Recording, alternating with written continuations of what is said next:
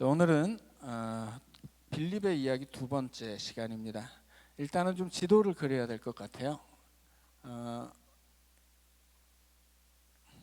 이렇게 그리면 뭐 당연히 이거 이스라엘 가나안 땅을 그린 것이라고 이제 생각하실 수 있겠죠. 여기서 이제 갈릴리 호수 옆으로 이제 그 서쪽으로는 지중해입니다. 근데 지중해 쪽으로 이렇게 살짝 갈릴리 호수에서 서쪽으로 쭉 가면 튀어나온 데가 있는데 여기에 갈멜산이 있어요. 우리가 잘 아는 엘리야와 그 바알 선지자들이 대결했던 곳이 갈멜산이죠. 그래서 이제 쭉 있고 이쪽은 이제 지중해입니다. 갈멜산 산의 산자락을 쭉 내려오면 그 밑에 바닷가 마을 좋은 항구가 있는데 여기가 가이사랴예요. 갈릴리 호수 북쪽으로 이방 땅 시작하는 초입에 가이사랴 빌립보가 있습니다. 그곳은 로마의 황제를 기리기 위해서 만든 빌립보가 만든 도시이고, 이쪽에 그냥 빌립보는 띄고 가이사랴라고 하는 항구 마을이 있어요. 거기서 쭉 내려오면 뭐 여기쯤 되겠네요. 요빠라고 하는 또 항구 마을이 있습니다. 그리고 쭉 내려오면 이제 이 정도 선에서 이쪽은 이제 광야고 여긴 요 정도가 이제 평야예요. 평야라는 곳은 농사짓기 좋은 땅이죠. 농사짓기 좋은 땅은 옛날에 블레셋이 다 차지하고 있었습니다. 그래서 블레셋이 차지하고 있는 좋은 땅을 빼고 척박한 광야, 이 가나안 땅의 광야 남쪽 절반을 이제 유다 지파가 차지하고 있었죠. 좋은 땅 중에서 제일 밑에 쪽에 조금만 벗어나면 이제 광야를 만나게 되는 그쪽 동네에 가사라고 하는 마을이 있습니다. 도시죠. 가사라고 하는 도시고, 여기쯤 예루살렘이 있죠. 이 갈릴리 옆에는 산이 있고, 이 갈릴리 이제 요단강 옆에는 다 산이 있고, 요단강은 말하자면 그 계곡의 중심에 있다고 보시면 돼요. 여긴 다 이제 산 지역이라고 보시면 되고, 뭐 이쯤 이제 사해가 시작되는 바로 앞에 이제 요 남쪽 산지로 올라가는 입구가 여리고죠. 이쪽이 이제 예루살렘 정도 되게 된다면 여기쯤 사마리아가 있습니다.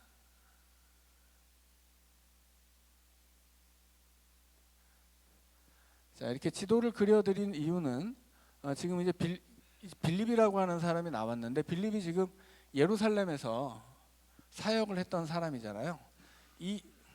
이 사람의 본래 목적지는 어디냐면 가이사랴입니다. 그 사도행전 21장 8절을 보면 이제 사도 바울이 3차 전도 여행을 마치고 돌아오는 길에 이 빌립의 집에 들르는 이 이야기가 있습니다.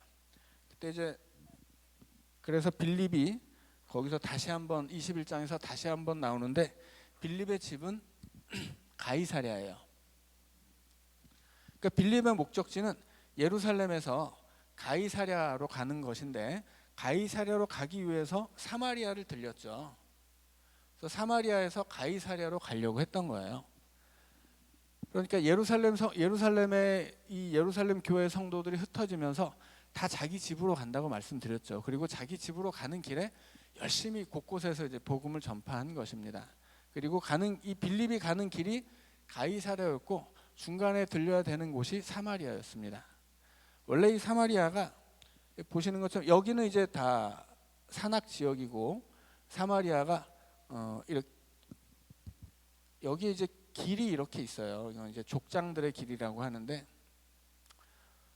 이 위로 올라가면 우리 사도 바울이 예수 믿는 사람들 잡으러 갔던 다메섹이라고 하는 곳이 있죠. 다메섹에서 이쪽으로 이렇게 가면 해안길이라고 해서 아프리카로 가는 그 당시 가장 넓었던, 사람들이 선호했던 국제 대로가 있고요. 거기가 이제 해안대로라고 하고, 이쪽으로 이렇게 가는 길도 있었습니다. 이것은 이제 왕의 대로라고 합니다. 그리고 이스라엘 백성들이 이 산악 지형을 오고 가는 이제 족장들의 길이라는 곳이 있었어요. 산이 있으면 산등성이가 다 이어져 있죠. 그 길이 족장들의 길이에요. 그래서 다메섹을 중심으로 국제 도로가 아프리카로 향하는 국제도로가 지중해 해변에 해안길이 있었고, 이 아라비아 사막을 끼고 왕의 대로라고 하는 길이 있었습니다. 이스라엘 사람들은 예루살렘에서 이 위로 오고 갈 때 이 족장들의 길을 이용했었는데, 그 중에 걸쳐 있는 곳이 사마리아예요. 유대인들은 사마리아를 굉장히 싫어하죠. 왜냐하면 이 사람들은 다른 하나님을 섬기고 있었기 때문이죠. 다른 하나님이라고 해봐야 별것도 아닌 게, 이스라엘 사람들은 예루살렘에 성전을 지어놓고 하나님 여기 있다고 믿은 거예요. 그런데 이 예루살렘 성전을 지을 때 이스라엘 백성들이 바벨론의 포로로 잡혀갔다 와서 다시 돌아와서 두 번째 성전을 짓죠. 그 성전을 수룹바벨 성전이라고 하고, 수룹바벨은 그 바벨론에서 잡혀 있었던 이스라엘 백성들을 데리고 온 총독의 이름이에요. 그 수룹바벨의 지도하에 성전을 만들었기 때문에 두 번째 성전을 수룹바벨 성전이라고 부릅니다. 그런데 예루살렘의 수룹바벨 성전을 세울 때 사마리아 사람들이 우리 같이 성전 짓자 했어요. 근데 이 예루살렘에 돌아온 이스라엘 백성들이 안 돼. 너희들은 아시리아한테 망한 다음에 그 아시리아가 이주 정책을 펼쳐서 이방인들을 워낙 많이 이쪽으로 데려와서 살게 했기 때문에 피가 섞인 혼혈이고 너희들은 유대인으로 인정할 수 없다. 그래서 거절합니다. 그래서 이제 난리가 나죠. 이 분노한 사마리아인들이 성전터에다 막 돼지 피를 뿌리고, 그리고 막 이 페르시아의 진정서를 넣어서 저것들이 지금 성전 짓는 게 아니라 성을 짓고 있다. 이제 저거 다 지으면 반란을 일으킬 거다 해서 막 공사를 방해하고, 그래서 원수가 됩니다. 그리고 이제 결국은 그 모든 방해를 물리치고 예루살렘에는 수룹바벨 성전이 세워졌지만 사마리아의 그리심산에도 성전이 세워져요. 거절당한 사마리아 사람들이 그리심산에 자기들만의 성전을 세우고 하나님은 여기 있다 선언합니다. 그런데 그 시대 사람들은 하나님이 어디에나 계시다는 생각을 잘 못했나 봐요. 그러니 예루살렘에 계신 하나님이 그리심산에 있을 수 없는 거죠. 그러니 서로를 이 사람들은 배교도로 본 거예요. 이방인보다 더 나쁩니다. 이방인들은 그냥 하나님을 모르는 사람이에요. 그런데 배교도는 뭐예요? 가짜 하나님을 믿는 사람들입니다. 그래서 이 사람들은 이방인보다 더 깊은 원수 관계를 맺고 이제 살았던 거죠. 그래서 이 남북으로 오고 가는 길에서 사마리아를 걸치면 훨씬 더 빠른 길로 가는데 이스라엘 백성들은 여기를 꼭 이렇게 돌아다녔어요. 그 시간이 더 많이 걸렸습니다. 그런데 빌립이 거침없이 사마리아로 들어가서 복음을 전하고 이제 가이사랴로 가려고 했던 거죠. 그래서 이 사마리아에서 복음을 전했는데 대성공을 거둡니다. 부흥의 역사가 일어나고 사마리아 사람들이 복음을 영접했다는 이야기를 듣고 예루살렘에서 베드로와 요한이 파견 나와서 다시 복음을 전하면서 안수를 하고 성령 받는 역사가 일어나죠. 그래서 이 사마리아에 기쁨이 가득했다라는 이야기로 빌립의 첫 번째 사역이 마무리 지어집니다. 자, 그리고 이제 오늘 우리가 읽은 본문이 두 번째 빌립의 이야기예요. 자, 이제 하나님에게 26절에 보니까 주의 사자가 빌립에게 말씀합니다. 그런데 29절에 다시 한번 나오는데 이번엔 주의 사자가 아니라 성령이에요. 그러니까 26절의 주의 사자, 29절의 성령은 같은 거죠. 그러니까 성령을 주의 사자라고도 부르는 거예요. 자, 어차피 사자라는 말은 뭐예요? 사자라는 말은 전권 대사예요. 그러니까 왕이 사자를 보낼 때는 전권을 부여합니다. 그래서 이 대사는 왕을 그대로 대리하고 이 사자가 말하는 것은 다 왕의 말과 똑같아요. 그러니까 사자와 사자를 보내는 왕은 똑같은 거예요. 그래서 이 성경 안에서 야곱 이야기 때도 하나님의 사자와 하나님이 번갈아서 사용돼요. 왜냐하면 그 야곱을 찾아온 하나님이든 하나님의 사자든 똑같은 것이거든요. 결국 하나님 대신 하나님이 누굴 대신 보냈어도 하나님을 대신하는 것이기 때문에 똑같은 것이라 하나님의 사자와 하나님은 얼마든지 바꿔서 쓸 수 있는 것이고, 오늘 본문에서도 주의 사자와 성령은 똑같은 거예요. 아무튼 이제 주의 사자가 또는 성령이 빌립에게 이야기하시죠. 너 남쪽으로 가라. 빌립의 목적지는 어디예요? 북쪽이에요. 그런데 성령은 빌립에게 안 돼. 너 남쪽으로 가야 돼. 그렇게 말씀하신다고 하는 거죠. 사도 바울도 그랬죠. 사도 바울도 2차 전도 여행 때 자기가 전도했던 곳을 돌아다니면서 교회를 든든히 세우려고 했는데 중간에 길을 막아버렸어요. 성령이. 사도 바울이 뭐 어디 도망치는 길도 아니고 복음 전도하러 가는 길인데 성령이 길을 막는 거예요. 그래서 사도 바울이 뭐 나쁜 짓 하러 가는 것이 아니라 하나님의 일 하고 복음 전하러 가는데도 불구하고 하나님은 그 길을 막을 수 있는 거죠.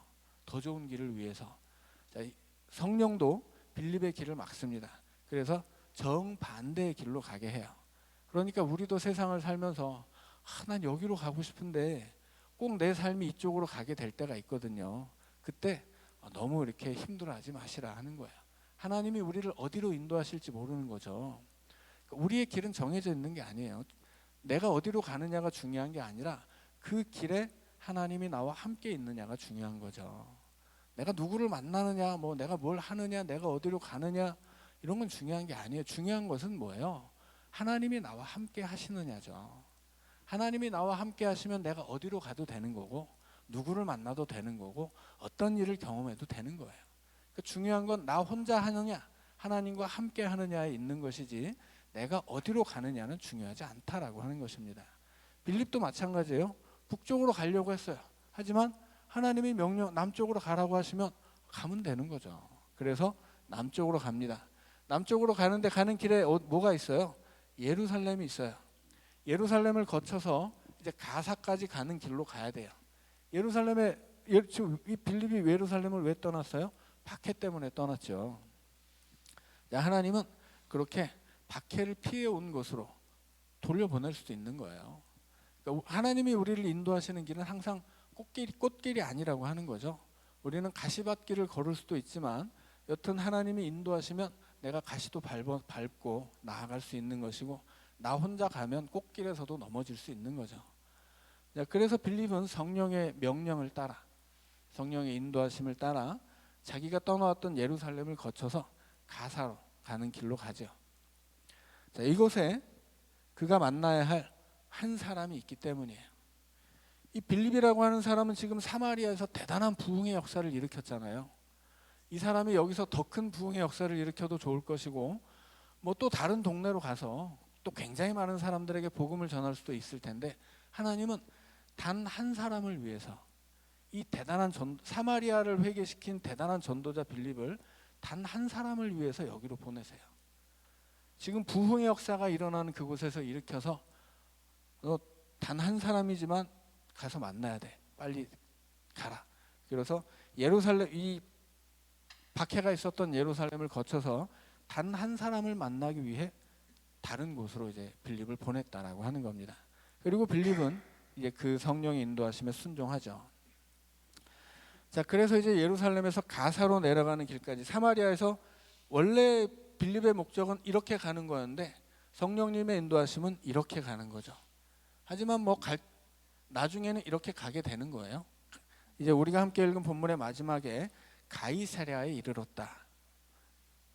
결국 우리가 가야 할 곳 거기에 도착하게 되는 거예요. 어떻게 가느냐는 하나님이 인도하시는 거죠.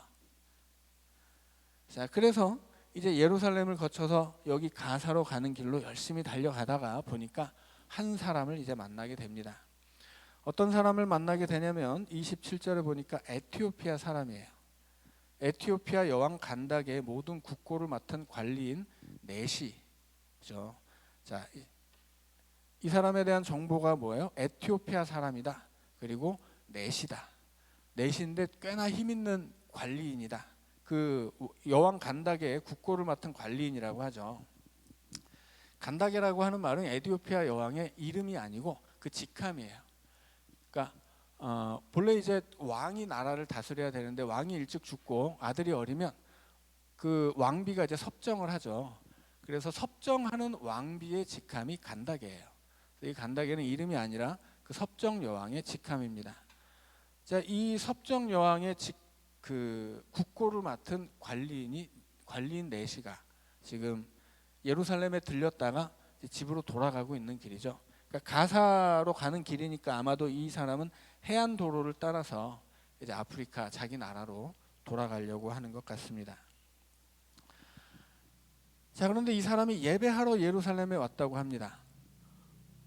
아니 왜 에티오피아 사람이 시커먼 아프리카 사람이 하나님을 예배하러 왔을까요? 그래서 이 사람이 누구냐에 대해서 세 가지 추측이 있습니다. 자, 하나는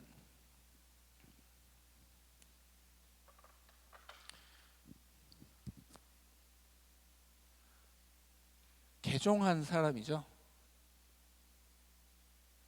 유대인으로 개종한 사람이에요. 자, 유대인들은 혈통을 크게 중요하게 생각하지 않습니다. 지금은 뭐 당연한 얘기고, 그런데 그게 옛날에도 그랬어요. 이 사람들은 혈통보다 뭘 중요하게 여깁니까? 율법을 중요하게 여겼습니다. 그리고 실제로 이스라엘의 역사 안에서는 이방인과 결혼하지 말라는 하나님의 명령이 있었음에도 불구하고 수많은 이방인과의 통혼이 있었어요. 그래서 이 유대인들의 율법 안에는 이런 법도 있어요. 아버지가 이방인이고 어머니가 유대인이면 그 아들은 유대인으로 쳐줄 수 있습니다. 왜냐하면 그 어머니에게 유대인의 신앙을 배우기 때문이에요. 근데 반대의 경우에는 유대인으로 쳐주지 않습니다. 아버지가 유대인이고 어머니가 이방인이면 그 자식은 유대인으로 쳐주지 않아요. 이게 그 예수님 시대 율법이었어요. 그러니 유대인 사이에서 얼마나 이방인과의 통혼이 많았는지를 알 수 있죠. 원칙 자체는 이방인과 결혼할 수 없는데 실제로 너무 많이 결혼을 했기 때문에 율법 안에 그렇다면 현실적으로 이 유대인과 이방인 혼합 가정의 자녀를 어떻게 봐야 할 것이냐라는 규정이 있었다는 거예요. 자, 그래서 유대인들은 혈통 자체보다는 율법을 지킬 수 있느냐, 그래서 그의 신앙이 온전한 유대인과 같냐라고 하는 게 더 중요합니다. 그래서 이방인을 향해서도 얼마든지 유대인이 될 수 있는 기회를 열어 놓았던 거예요. 그래서 이방인이라고 할지라도 할례를 받고 율법을 지키기로 맹세를 하면 그러면 유대인으로 인정을 해줬습니다. 그래서 아프리카 사람 시커먼 흑인이라고 할지라도 할례를 받고 율법을 지키기로 맹세를 하면 그는 유대인으로 인정을 받을 수 있었던 거예요. 그런데 실제로는 할례를 받는 게 너무 어렵죠. 요즘처럼 우리 병원에서 이렇게 수술을 하면 뭐 쉬운 일이지만 그 시대에는 할례는 돌칼로 그 말하자면 포경 수술을 받는 거거든요. 이건 뭐 마취약도 없고 메스도 없고 그냥 돌칼로 무작스럽게 잘라내는 것이기 때문에 심할 경우에는 그것 할례를 받고 죽는 일도 부지기수입니다. 그래서 유대인도 전도자들이 있었어요. 그 전도자들이 이방인에게 자기들의 그 신앙을 전파하고 개종을 시키잖아요. 그럼 그 사람은 대단한 사람으로 추앙을 받았습니다. 이 어려운 할례를 받을 정도로 그 사람을 이 신앙으로 전도했다고 하는 것은 대단한 전도자란 얘기거든요.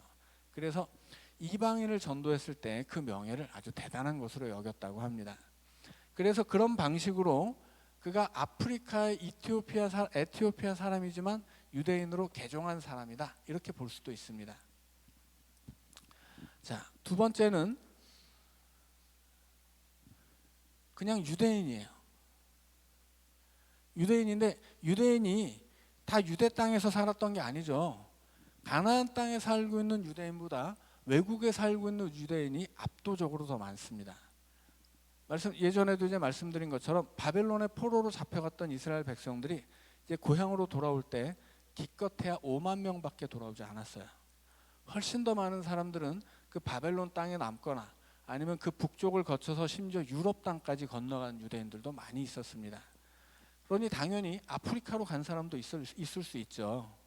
더군다나 그 시대에 이제 이집트 같은 경우가 이제 북아프리카고 에티오피아는 그 바로 아래 중앙아프리카인데 애굽 같은 경우에 이제 이스라엘 백성들이 많이 이민 가서 살았던 땅이거든요.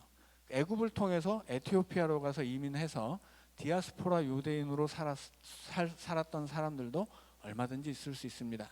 그래서 이 내시가 그렇게 디아스포라 유대인, 해외에 나가서 거주하던 유대인일 수 있다라고 하는 거죠. 자, 이제 세 번째는 이제 전설 따라 삼천리예요. 이것은 검은 유대인도 있습니다. 실제로 현대 이스라엘 안에 이 아프리카에서 데려온 흑인 유대인들이 있어요.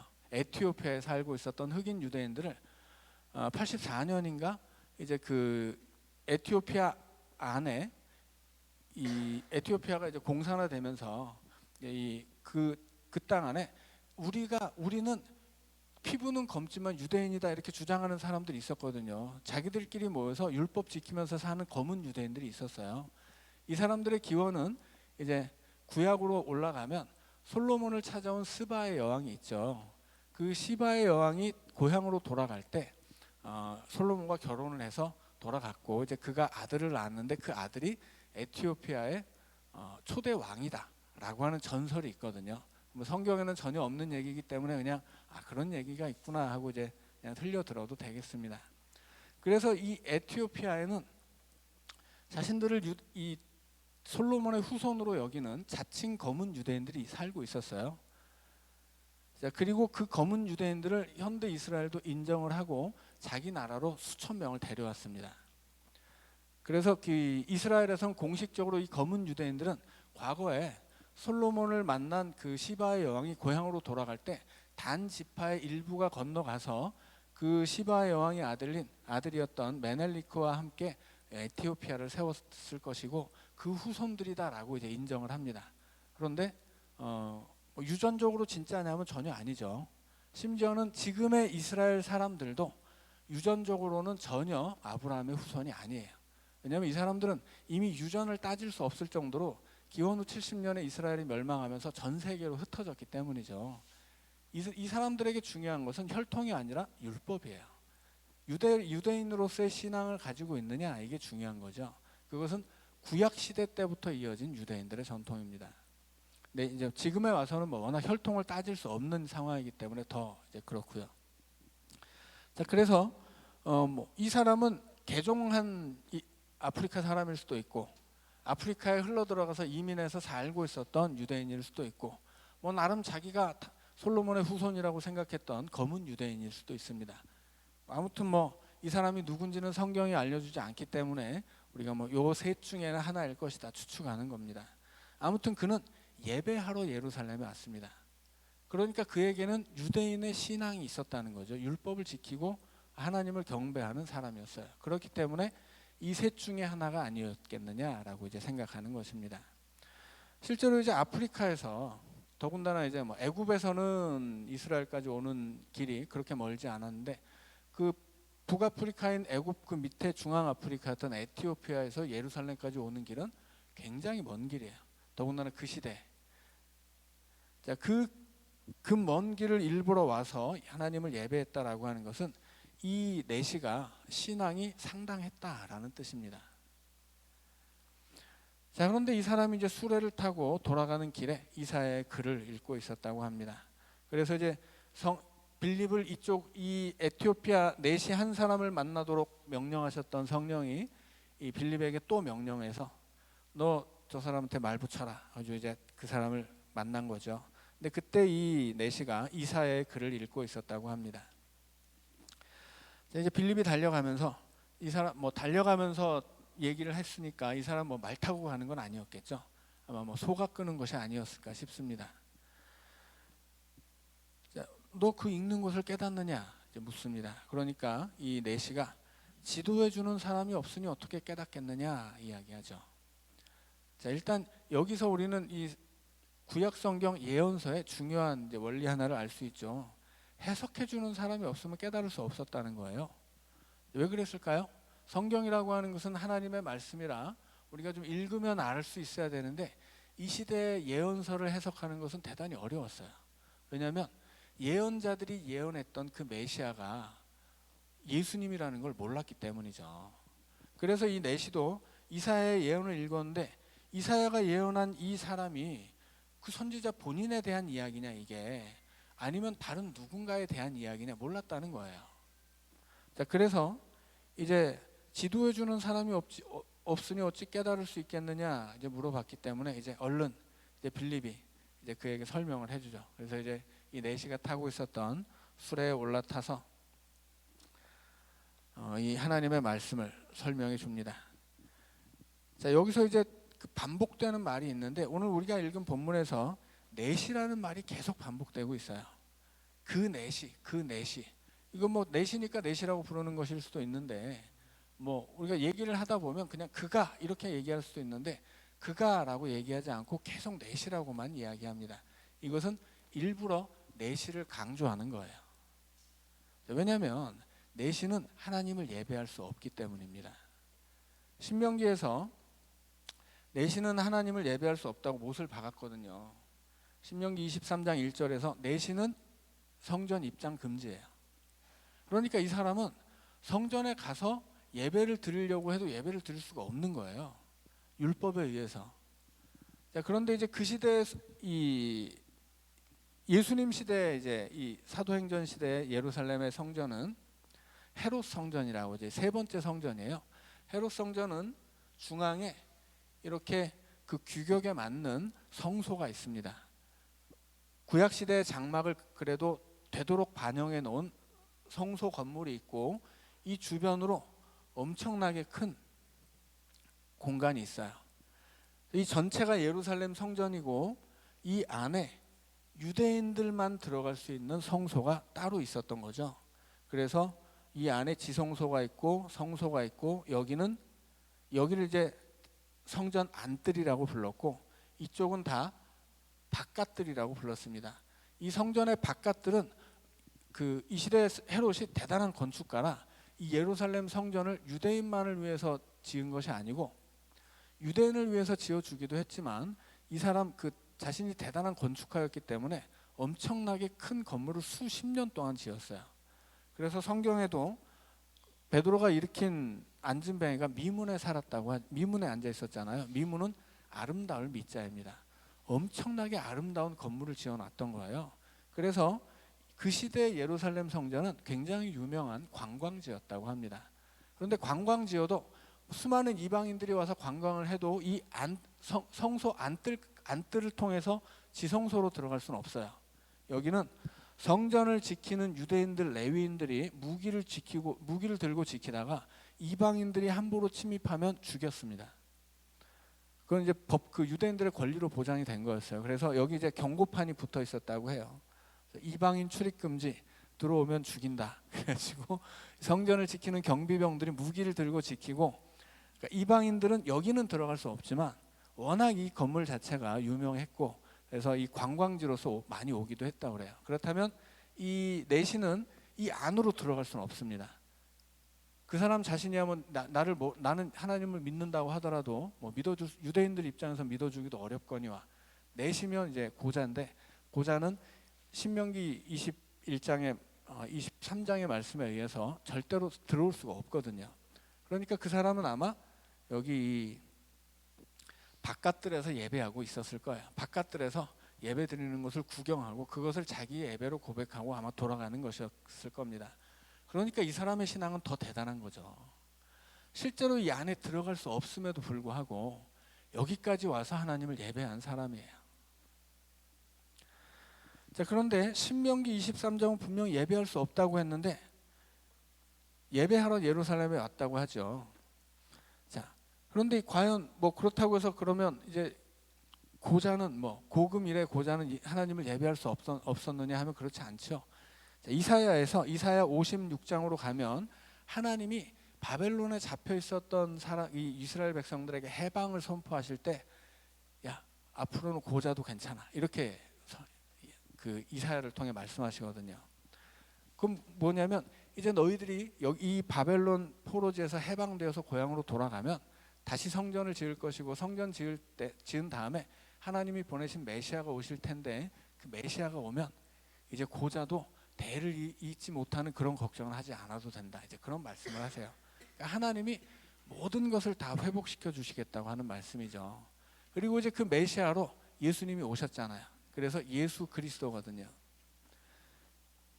그래서 예수님이 메시아로 오셨기 때문에 이사야를 통해서 하나님이 예언하셨던 그 말씀이 이루어져서 이제 에티오피아의 내시도 하나님을 예배할 수 있게 되었다고 하는 거예요. 그래서 이 사도행전을 기록한 누가는 여기 이 본문의 말씀에서 내시가 이제 복음을 받아들고 세례까지 받고 고향으로 돌아가게 되는데 이 사건을 이사야 선지자의 예언의 성취로 이제 소개하고 있는 거죠. 그래서 우리가 사도행전 처음에 시작할 때 그 말씀을 드렸죠. 왜 누가가 사도행전을 기록했느냐? 이거 누가는 복음이 굉장히 많이 퍼진 이후에 이방 지역에서 복음을 영접한 이방인이었는데 그 복음의 뿌리를 찾는 책이라고 말씀을 드렸죠. 이방 땅에 전해진 유대인의 복음의 뿌리를 찾아서 지금 이 누가복음과 사도행전을 기록한 거예요. 그래서 우리는 이방인이고 이방 땅에 세워진 교회에서 신앙생활을 하지만 우리가 가지고 있는 이 신앙의 원류는 이것은 근본적으로 하나님이 선택하셨던 민족, 하나님이 약속하셨던 그 땅으로부터 흘러온 것이다. 그 정통성이 우리에게 이어진 것이다. 이걸 변증하고 싶은 것이 사도행전의 목적 중에 하나예요. 그래서 이 사도행전은 끊임없이 이 구약으로부터 자기 믿음의 근거를 가져오는 거죠. 이 내시의 이야기도 그와 마찬가지예요. 그런 맥락 속에 있다라는 것입니다. 이 이야기 안에서 계속 이 사람이 내시다라고 반복해서 강조하는 이유는 이사야 선지자의 예언이 예수 그리스도를 통해서 이루어지고 그로 말미암아 내시도 복음을 영접하고 하나님의 자녀가 될 수 있다라는 것을 말하기 위해서입니다.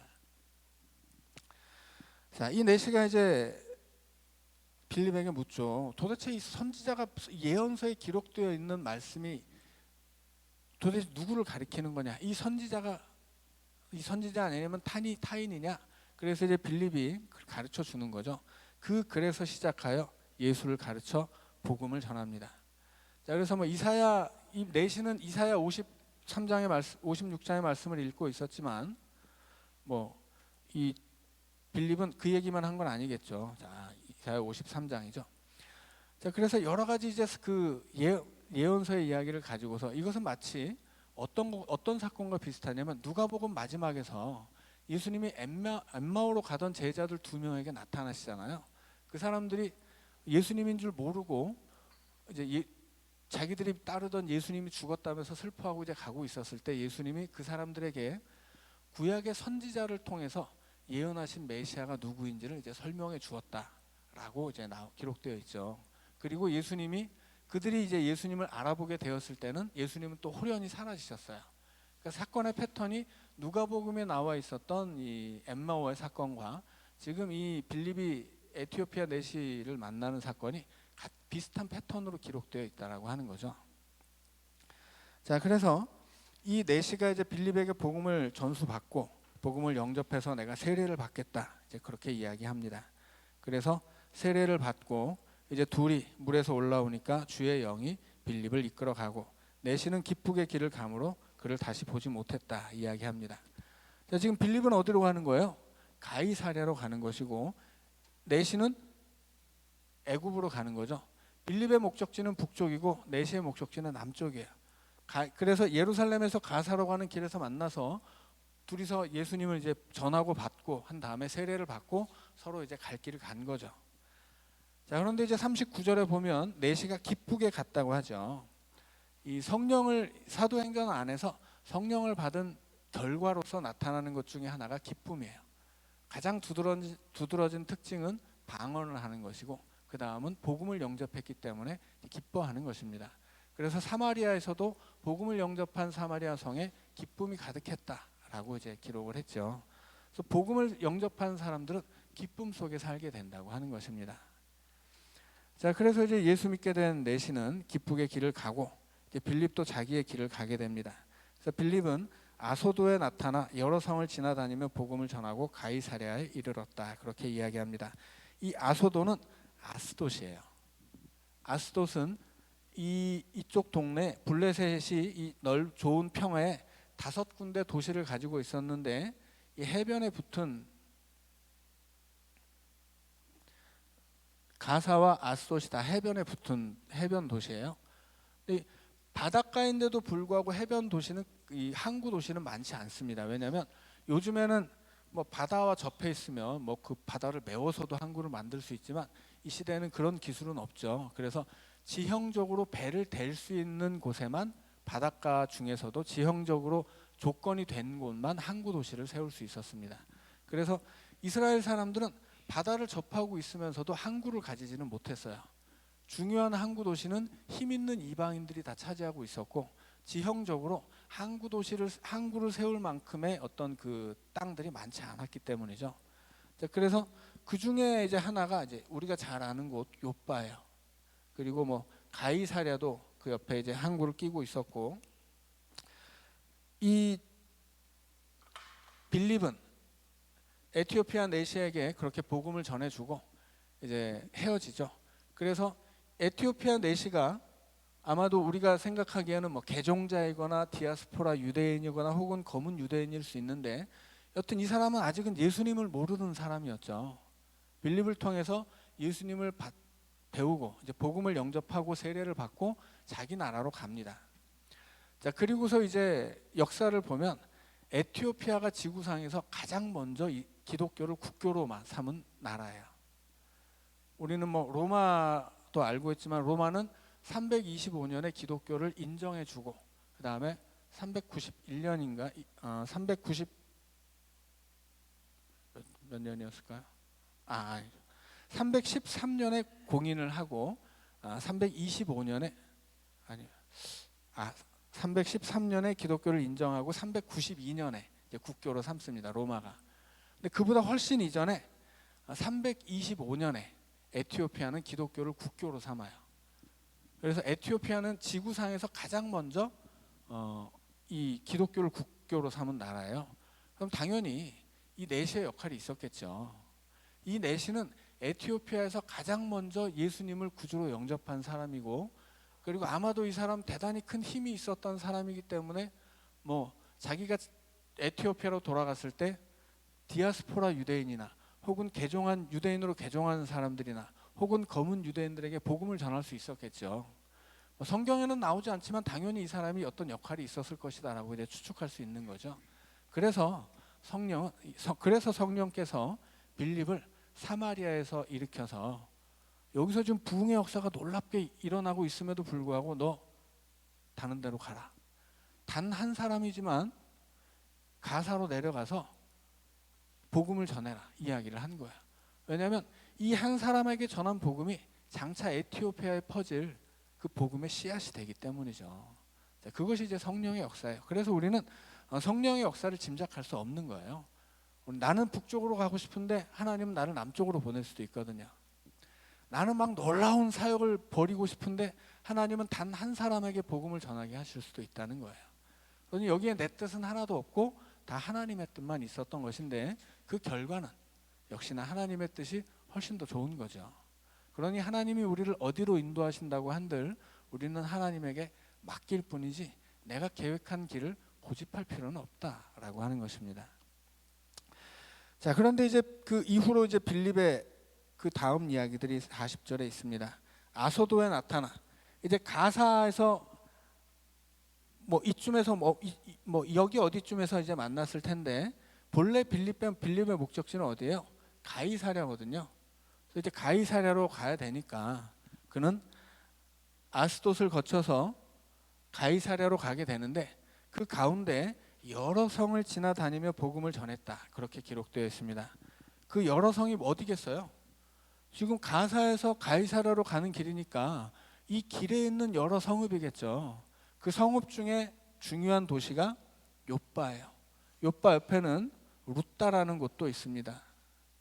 뭐 이런 데를 다 들렸다고 볼 수 있는 거죠. 그리고 가이사랴까지 갔어요. 당연히 가이사랴에서도 복음을 전하고 있었겠죠. 심지어 이 사도 바울이 21장에서 3차 전도 여행을 마치고 이 가이사랴에 살고 있는 빌립의 집에 왔을 때 빌립은 혼자서 전도하는 것이 아니라 4명의 딸과 함께 전도 사역을 하고 있었다고 기록되어 있습니다.